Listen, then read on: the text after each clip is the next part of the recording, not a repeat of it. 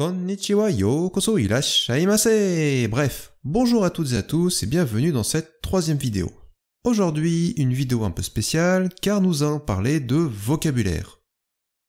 Alors déjà, merci à celles et ceux qui sont toujours là. L'idée est de vous proposer une liste de mots-clés que l'on retrouve très souvent quand on parle des châteaux du Japon.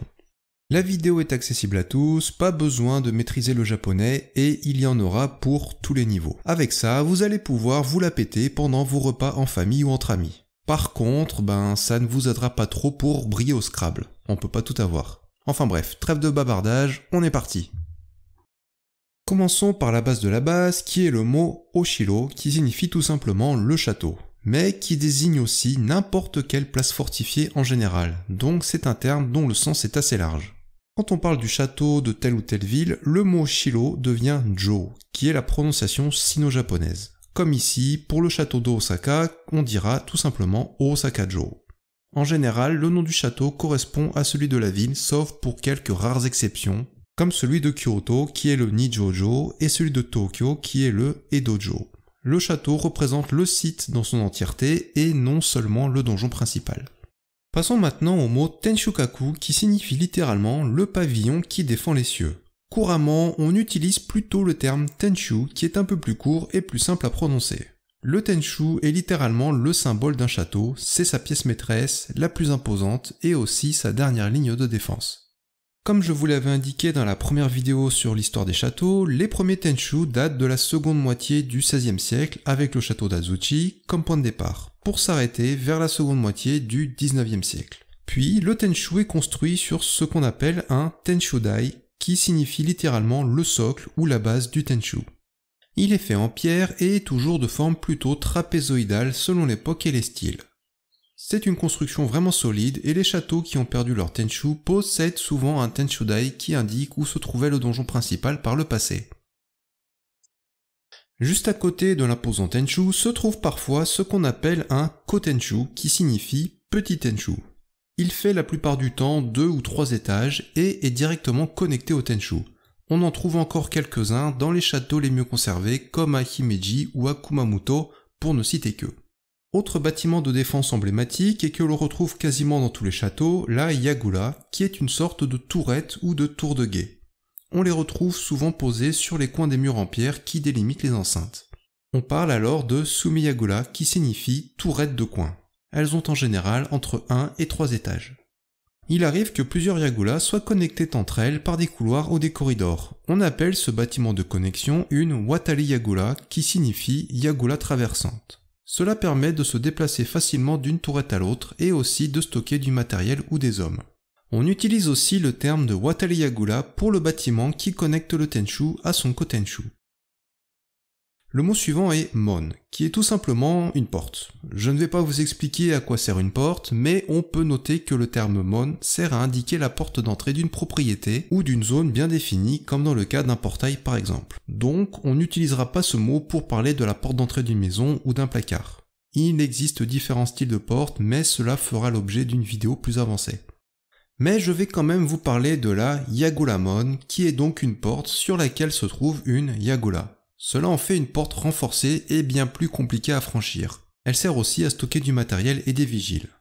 Maintenant, voici un petit exemple qui résume les différents mots vus jusqu'ici. En A se trouve le Tenshu. Il est connecté au Kotenshu B et D par des Watari Yagura en E. La Yagura en C est connectée à un Kotenshu par une Watari Yagura d'un côté et à une Yaguramon en F de l'autre. Ce style de configuration est typique du château d'Iyo Matsuyama dans la préfecture de Ehime sur l'île de Shikoku. Dans certains cas, il arrive qu'un Kotenshu puisse être appelé une Yagura et inversement. L'idée est que certaines Yaguras sont tellement grandes qu'elles peuvent être considérées comme des petits Tenshu. On retrouve cela au château de Kumamoto notamment. Nous voici arrivés au mot Ido qui est le puits. Rien de spécial ici, si ce n'est qu'on le retrouve la plupart du temps à l'extérieur des bâtiments ou plus rarement à l'intérieur comme au château de Matsue par exemple. Pas d'anecdote croustillante ici, c'est juste un puits. Terme incontournable des châteaux du Japon, l'Ishigaki qui désigne un mur en pierre mais se traduit littéralement par palissade ou rempart en pierre. Ils servent à délimiter les différentes enceintes du château et à donner de la hauteur aux différentes structures de défense. On utilise aussi ce mot pour parler du tenshūdai qui est fait en pierre. Ils ont beaucoup évolué avec les époques et différents styles existent. Ce sera le sujet d'une autre vidéo. Passons maintenant au mot hori qui désigne la douve. Elle peut être humide avec de l'eau ou simplement sèche. Ce terme peut aussi désigner des tranchées creusées dans la terre. C'est le meilleur signe de démarcation entre les différentes enceintes d'un château.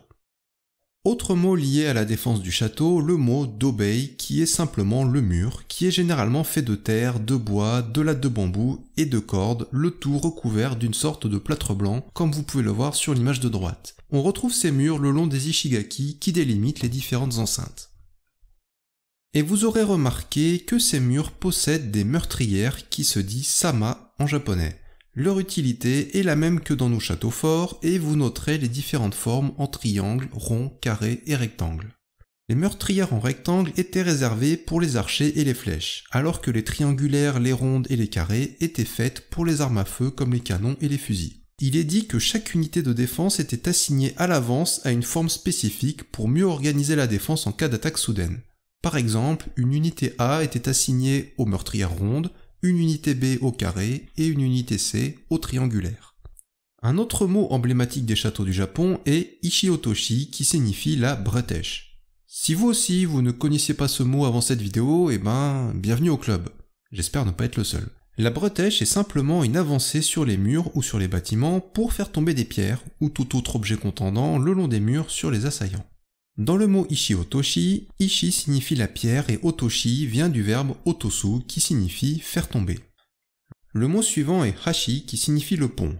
Rien de spécial ici, je ne vous explique pas à quoi sert un pont si ce n'est à connecter deux zones séparées par des douves la plupart du temps.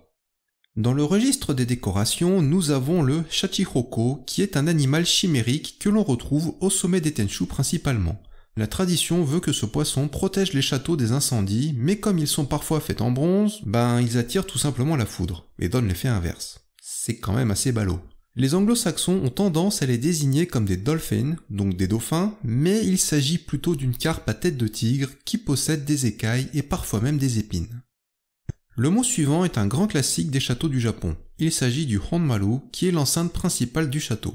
Maru étant le cercle et Hon signifie ici principal. On le distingue très bien sur cette photo aérienne du château de Nagoya avant le bombardement de la Seconde Guerre mondiale. C'est dans cette enceinte que se trouve le Tenshū. Très fortement lié au mot Honmaru, le Ninomaru est l'enceinte secondaire et est la plupart du temps rattaché au Honmaru. Ni signifiant deux et Maru toujours le cercle. Sur cette carte du château de Kyoto, le Nijojo, on distingue bien le Honmaru en bleu et le Ninomaru qui l'entoure en rouge. Puis dans la même lignée, nous avons le San-no-maru qui est tout simplement la troisième enceinte du château. San étant 3 et Maru, toujours le cercle. Il existe une multitude de formes possibles et en voici quelques-unes. Au-delà du San-no-maru, on peut également désigner les autres enceintes comme étant de l'est, de l'ouest, du nord ou du sud, ou encore avec des noms plus explicites. Et pour finir, voici le mot Goten, qui est le palais de résidence du château. Il n'en existe plus que 4 d'origine dans tout le Japon, et cela fera l'objet d'une prochaine vidéo.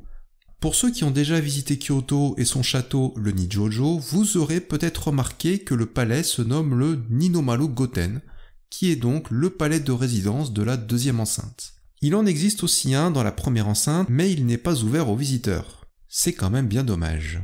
Sur la photo de droite, on retrouve le Goten du château de Nagoya qui a disparu pendant la Seconde Guerre mondiale. Il a été reconstruit comme à l'origine très récemment, car les travaux se sont terminés en 2018. En gros, c'est le Goten du Nijojo, mais en tout neuf. Donc les deux endroits valent vraiment le détour.